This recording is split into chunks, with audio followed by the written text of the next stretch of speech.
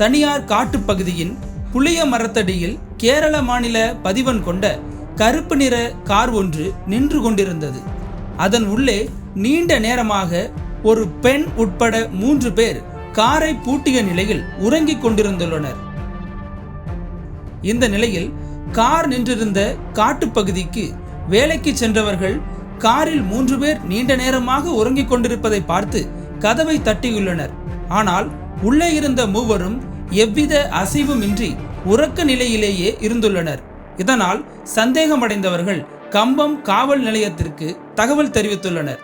தகவலின் பேரில் சம்பவ இடத்திற்கு விரைந்து வந்த கம்பம் போலீசார் காரின் உள்ளே இருந்தவர்களை எழுப்ப முடியாமல் கதவை உடைத்துள்ளனர்.